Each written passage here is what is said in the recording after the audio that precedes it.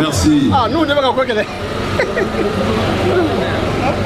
Monsieur le secrétaire général de la section UR Défense, Madame la présidente du mouvement des femmes URD France, Monsieur le responsable du mouvement de la jeunesse URD France, merci. Messieurs les membres du comité de soutien pour la libération de l'honorable Soumaïla Cissé en France, Mesdames et Messieurs, tous les démocrates, qu'ils soient français, maliens et d'ailleurs, ici présents, au nom de la communauté malienne de France, au nom du bureau du Haut Conseil des Maliens de France, je vous remercie d'avoir fait ce déplacement parce que vous ne vous êtes pas déplacé pour une simple chose. Vous vous êtes déplacé pour le Mali. Le rapt des personnes, quel que soit leur rang, est condamnable et doit devenir et devient une cause nationale pour tous ceux qui sont épris de justice et tous les démocrates. Soumaïla Cissé, l'honorable Soumaïla Cissé, est un homme d'État. Si quelqu'un veut l'affronter, il doit l'affronter dans les urnes. Si quelqu'un ne l'aime pas politiquement, il doit lui faire face, démocratiquement, face à face. Notre pays, le Mali, a connu maintenant toutes les situations. En 2012, nous disions qu'il s'est trouvé dans une situation dont on n'a jamais vu. Mais malheureusement, l'histoire, nous a réservé des surprises.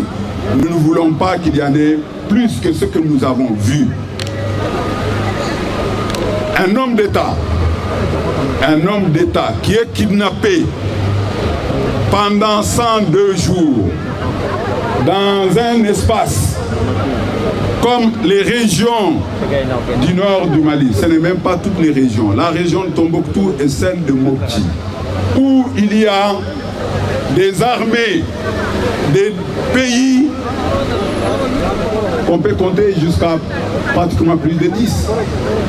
Parce que le G5 Sahel, plus la communauté internationale à eux seuls, nous avons des dizaines de milliers de soldats, de militaires qui sont dans ce petit espace.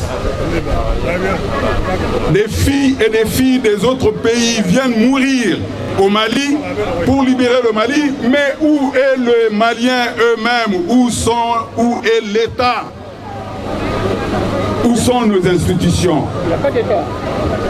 Voilà la question que désormais, nous devons nous poser nuit et jour, parce que trop, c'est trop.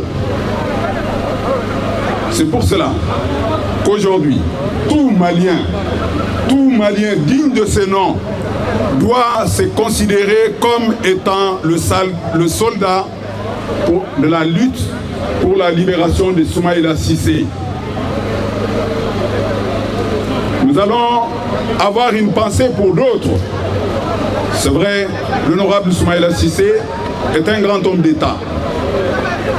Il ne mérite pas ce qu'on lui a fait. Mais nous nous battrons.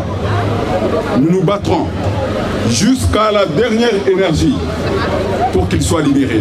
Et avec lui, tous ceux qui sont retenus aujourd'hui au Mali, et je pense à Sophie Petronin. Mesdames et messieurs, ce combat, ce n'est pas le combat de l'URD, c'est le combat de tous les démocrates, d'où qu'ils soient.